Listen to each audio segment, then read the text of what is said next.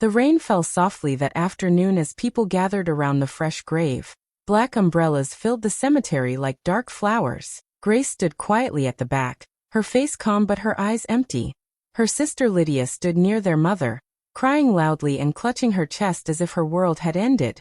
When the service ended and people started to leave, Lydia turned to Grace with a sweet but fake smile. She slipped an arm around her shoulder. "At least Dad left us comfortable," Lydia said softly. "You can finally stop struggling, sis." Grace just nodded, saying nothing. She was too tired to argue, too sad to speak. She didn't know that Lydia had already gone behind her back. She had visited the lawyer just days after their father's death. 2 weeks later, Grace came home after a long shift at the hospital. She was still wearing her nurse uniform, her feet aching. As soon as she entered, she heard soft sobs. Her mother sat on the sofa, tears running down her cheeks. "Mum, what's wrong?" Grace asked quickly. "It's Lydia," her mother whispered. "She says your father left everything to her. The house, the shares, everything." "That can't be true," Grace said, her voice shaking. "He promised to be fair." "The will's been read, Grace," her mother said sadly. "It's done." Grace felt her knees weaken. Her father would never have done that to her. Would he? The next morning, she went straight to the lawyer's office, her heart pounding. Mr. Felix, the lawyer, looked uncomfortable when she asked him about the will. "I'm sorry, Grace," he said quietly. "It's true. Your sister Lydia is the only heir." Grace left the office in shock. Outside, she saw Lydia leaning against a brand new car, her face glowing with pride. "You didn't expect him to reward your quiet little pity act, did you?" Lydia said with a smirk. Grace looked at her. He knew who stood by him when everyone else left. Lydia laughed. "Apparently not." Grace turned away, her hands shaking. The sound of Lydia's laughter followed her as she walked down the street. For the first time, her sadness began to turn into something else. Anger. All her life, she had been the quiet one, the caring one, the daughter who stayed when everyone else left. And now, she had been robbed, not just of money, but of her father's final love and trust. That day, Grace made a silent promise to herself. She would find out the truth, no matter what it took. Lydia was always bold and adored by everyone. She loved to be the center of attention. Grace, on the other hand, was quiet and responsible. She stayed home, did the chores, and looked after their sick grandmother when no one else wanted to. Their father, Mr. Samuel Morgan, often praised Lydia for her charm and confidence. He said she would go far in life. Grace didn't mind much. She believed that being kind and dependable was more important than being noticed. Still, deep down, she wished her father would look at her with the same pride he had for Lydia. But that never happened. Lydia knew how to play with people's emotions. She cried easily when she wanted something, and their father always gave in. Grace was too honest, too quiet to compete. One afternoon when they were young, Lydia came running to their father with a broken watch in her hand. "Daddy, Grace broke your watch." Lydia cried dramatically. "I didn't," Grace started to say, her eyes wide. "Enough, Grace," their father interrupted sharply. "Stop lying." Grace bit her lip and said nothing. She had learned early that defending herself didn't change anything. Lydia always got her way. As the years passed, nothing changed. Lydia became more beautiful and confident. She loved parties, designer clothes, and being admired. Grace became a nurse, hard-working, gentle, and quiet. She didn't have much money, but she had peace, or at least she thought so. When their father grew old and sick, Lydia would visit sometimes, always wearing strong perfume and bringing expensive fruit baskets. She stayed for 10 minutes, took pictures for social media, then left. Grace stayed by his side every day. She fed him, cleaned his wounds, helped him walk, and sat up with him through long, painful nights. Sometimes, she cried silently while he slept, praying he would live long enough to see Lydia change. But Lydia didn't change. She continued her glamorous life, telling everyone she was too busy to stay. Grace gave up everything for her father, her savings, her time, even a marriage proposal from a man who loved her.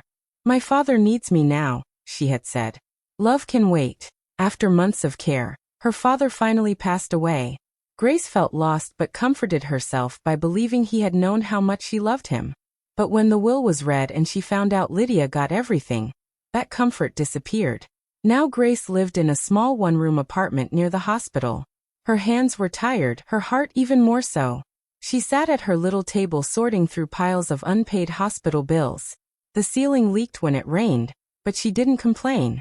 Meanwhile, Lydia was all over social media, smiling in designer clothes and standing in front of the family house. She posted a photo with the caption, "Grateful for Daddy's blessings. Legacy secured." Grace saw the post and put her phone down quietly. Her throat felt tight, but no tears came. She had cried enough already. She looked around her small room. Her father's photo on the wall, her nurse's uniform hanging by the door, and whispered, "I did everything I could." Lydia had the wealth, but Grace had the truth. She didn't know what the future held, but one thing was certain. Her story wasn't over yet. Something deep inside her told her that the truth, one day, would come to light. 3 months passed after the funeral. Grace was slowly trying to move on with her simple life. She spent her days working long hours at the hospital, caring for patients, and coming home to her small apartment. Life was quiet, though the pain of her father's will still hurt deep inside. One afternoon, as she was preparing to leave for her night shift, her phone rang. The name on the screen made her pause. Mr. Felix Grant, her family's lawyer. "Hello, Mr. Felix," she said softly. "Grace," his calm voice replied. "There's something unusual. Your father left a sealed paper, an addendum to his will. It was to be opened exactly 90 days after the first reading." Grace's heart started to beat fast. She gripped her phone tighter. "What does that mean?" she asked quickly. "It means," Felix said, "there might be another part of his will that your sister doesn't know about." Grace felt a wave of confusion and hope. Could her father have changed something before he died? They agreed to meet at his office later that week for the reading. While Grace kept the news to herself, Lydia was busy living her best life. She had redecorated the family house from top to bottom. New curtains, gold mirrors, and a giant chandelier. She threw a legacy party to celebrate her success, and invited everyone she knew. At the party, laughter and music filled the air. Lydia wore a sparkling dress and smiled proudly at her guests. "Grace doesn't understand wealth," she said to her friends, swirling her wine glass. "She's too used to scrubbing hospital floors." Her friends laughed. Lydia enjoyed every moment of it. The day of the second will reading came. Grace arrived quietly, wearing her simple gray dress and carrying her old handbag. Lydia walked in 10 minutes late, wearing sunglasses indoors and clicking her heels across the marble floor. "Let's make this quick," Lydia said, sitting down with a smirk. Mr. Felix nodded and placed a sealed brown envelope on the table. He opened it carefully and began to read. "This is an amendment signed and notarized 2 weeks before Mr. Samuel Morgan's passing." Lydia frowned, her smile fading. "It states that the original inheritance will only stand if Lydia fulfills all outstanding debts of the family trust." Lydia blinked, confused. Felix continued reading. "Furthermore, all remaining assets, including hidden investments and the late property in Victoria Island, shall be transferred to Grace Morgan." For a moment no one moved. The room was silent except for the ticking of the clock. Then Lydia burst out laughing, her voice sharp and loud. "You're joking, right? That property alone is worth hundreds of millions." Felix looked at her calmly.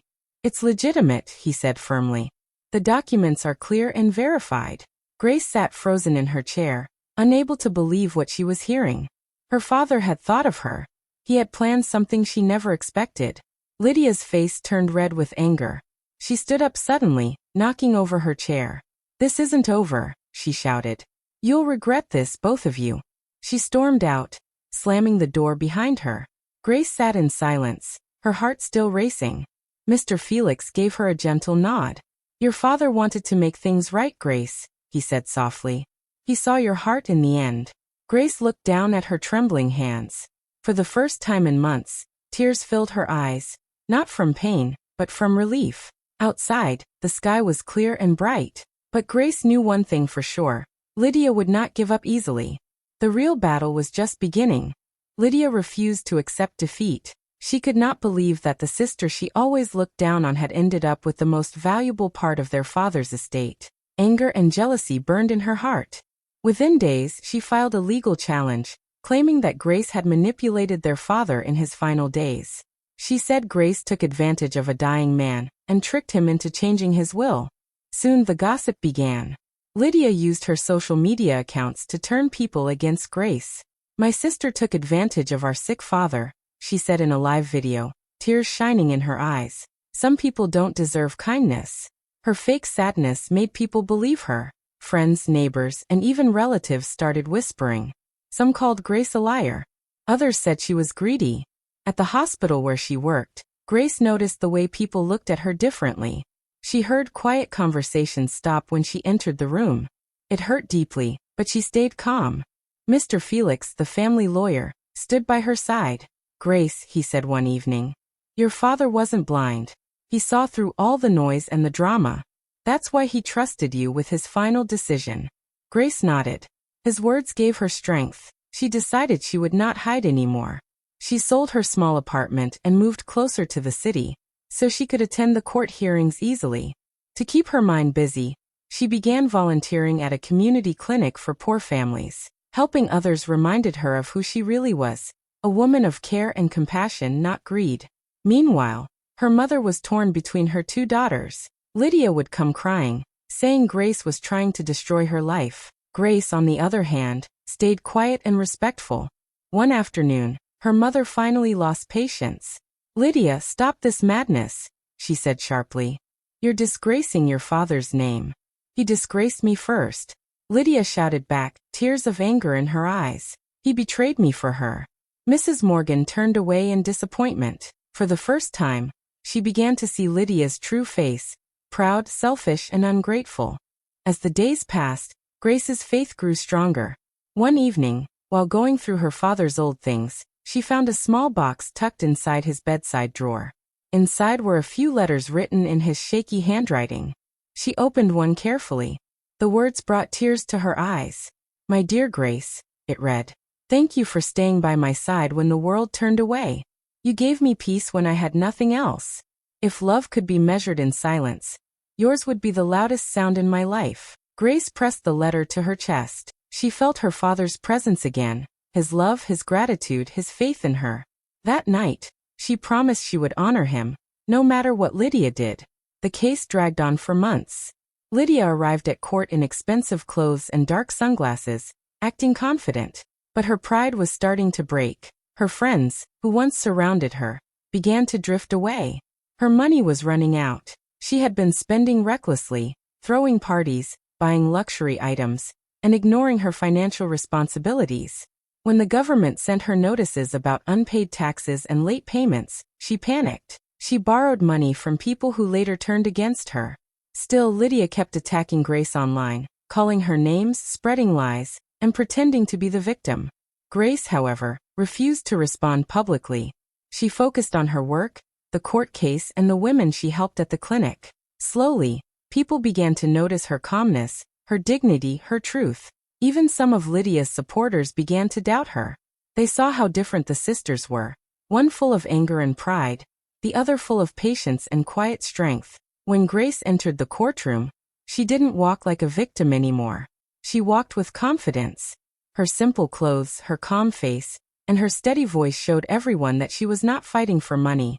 She was fighting for justice. Her father's lawyer, Mr. Felix, often told her, "Grace, this is what your father wanted. Not just for you to inherit, but to rise above hate. And you are doing exactly that." Grace smiled, grateful. Even though the attacks continued, she held her peace. Lydia's arrogance, however, was destroying her. Her lawyer quit after she refused to follow advice. Her reputation was in ruins. The same friends who had laughed with her at parties now avoided her calls.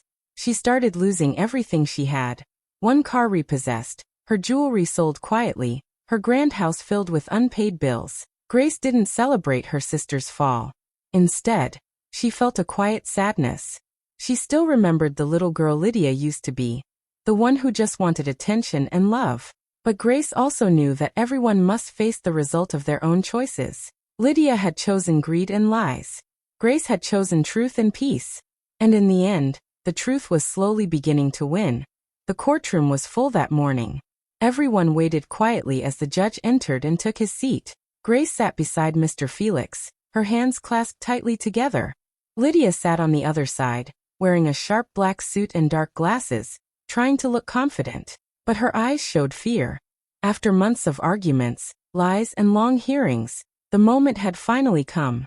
The judge cleared his throat and began to read the final verdict. After reviewing all evidence and documents, he said slowly, "The court finds that the will of the late Mr. Samuel Morgan stands as valid. Grace Morgan shall inherit all properties and investments tied to the secondary trust, including the Victoria Island estate. Lydia Morgan is ordered to settle the outstanding debts of her father's estate." A murmur ran through the courtroom. Some gasped, others whispered. Lydia's face turned pale.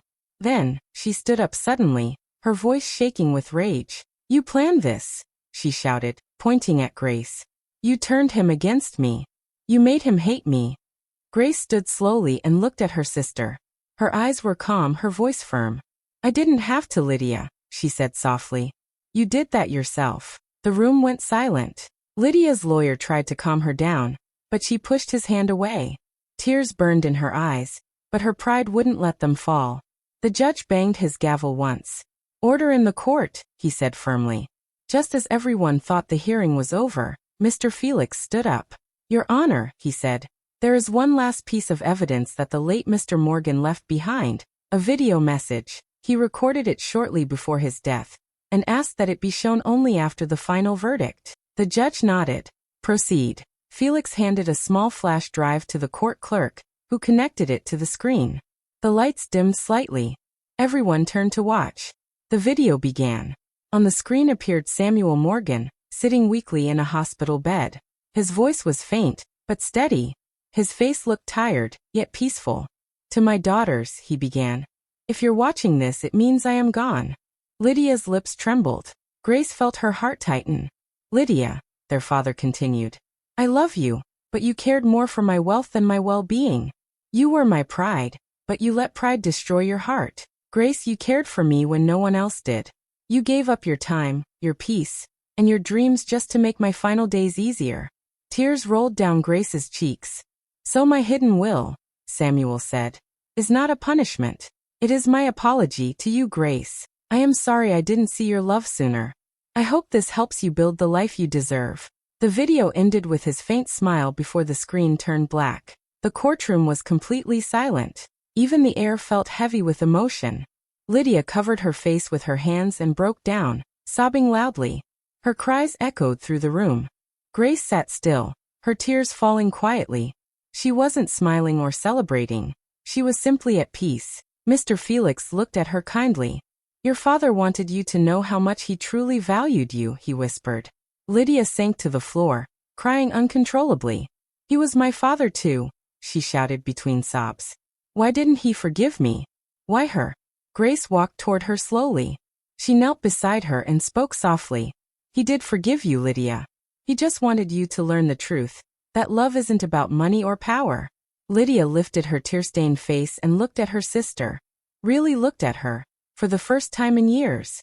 The judge gave his final words. "This court is adjourned." People began to leave quietly, whispering about the touching video they had just seen. Grace and Lydia remained in their seats, both lost in thought. Grace felt a deep calm in her heart. Her father's voice still echoed in her mind. "If love could be measured in silence, yours would be the loudest sound in my life." She had not only won the case, but she had also gained the one thing she had always longed for. Her father's acknowledgement. As she walked out of the courtroom into the sunlight, she took a deep breath. She didn't feel victorious or proud. She just felt free. Months later, Grace had rebuilt her life. The pain of the past was still there, but it no longer controlled her. She restored her late father's beautiful Victoria Island property, the one that had caused so much family conflict. The house now looked bright and full of life again. But Grace didn't keep it only for herself. She turned part of it into a women's legal aid center, a safe place where widows and daughters could come for help, advice, and protection of their rights. Every morning, she welcomed women from all walks of life, some crying, some scared, some ready to fight for justice. Grace listened to their stories with patience, giving them strength through her words and her own example. People began to call her Madam Grace, the voice for the voiceless. Her mother, Mrs. Morgan, had moved in with her. The old woman, once silent and afraid, now smiled more often. One evening, as they sat in the garden watching the sunset, Mrs. Morgan took her daughter's hand. "Mrs. Morgan, your father was right, Grace. He saw your heart all along." Grace smiled softly. "He just needed time to understand," she said. "And maybe I needed time to forgive." For a while, they sat quietly, letting the wind move through the flowers around them. A few days later, Grace signed a letter. It was addressed to Lydia. Inside was a bank check, enough to clear Lydia's debts and give her a new start. Grace didn't include a note or demand a thank you. It wasn't about being kind for show. It was about peace. As she sealed the envelope, she whispered to herself, "Grace, voiceover, forgiveness doesn't mean letting them back in. It means freeing yourself from their grip." She placed the envelope in the mail and never spoke of it again. Meanwhile, far away in a small town, Lydia's life was very different. Her wealth was gone. Her so-called friends had disappeared. The mansion she once ruled had been sold to pay debts. Now, she worked quietly as an assistant in a small real estate office. Every day, she filed papers and answered calls. It was not the life she once imagined, but it was honest work. One afternoon, as she sat at her desk during lunch, she looked up at the small television in the office. A news reporter was interviewing Grace. "Grace Morgan," the reporter said, "founder of the Morgan Women's Legal Aid Center, continues to inspire many with her story of strength, forgiveness, and change." Lydia froze. On screen, her sister appeared, dressed simply but elegantly, speaking with calm confidence. She was smiling, surrounded by women who clearly admired her. Lydia's eyes filled with tears. Her hand trembled as she reached for the remote, but she couldn't bring herself to turn it off. For a long moment, she just watched. Finally, she whispered to herself, "Lydia." She won. Not because she inherited, but because she let go. She leaned back in her chair, staring at the screen, her sister glowing with peace, while she sat in silence, humbled but strangely relieved. Outside, the sun was setting, the same golden glow that once shone through their father's old home. Back on Victoria Island, Grace stood on her balcony, watching that same sunset. The city lights flickered in the distance. She thought of her father, of Lydia, of everything that had been lost, and everything she had gained. Then she whispered softly, maybe this was what he wanted all along. Not a family divided by inheritance, but healed by truth. And for the first time in years she smiled. Not from victory, but from freedom. Grace stands at her father's old grave, a gentle breeze passing through. The air feels calm, almost like the world itself is at peace. She kneels down and places a single white rose on the tombstone, brushing away a bit of dust. "Grace," softly, "you always said wealth reveals the truth. You were right, Dad. It revealed love, and the lack of it." For a moment, she closes her eyes. The memories come. The long nights at the hospital, his quiet gratitude, the years of pain. But now they don't hurt the same. They feel lighter. Suddenly her phone buzzes. She looks down. It's a message from Lydia. "Lydia, I'm sorry for everything." Grace's lips curve into a faint smile. Her eyes glisten, not from sadness but from peace. Grace, whispering, "It's okay. Some lessons cost everything. But I'm glad I learned mine early." She stands, takes one last look at the grave, and turns toward the sunlight. The breeze lifts her hair as she walks away, free, peaceful, and unburdened. The camera lingers on the white rose resting on the tombstone, a symbol of forgiveness, love, and new beginnings. Hi besties, two hearts. Thank you so much for watching till the end. If this story touched your heart, please like, comment, and subscribe for more emotional stories. See you in the next one. Bye. Waving hand, sparkling heart.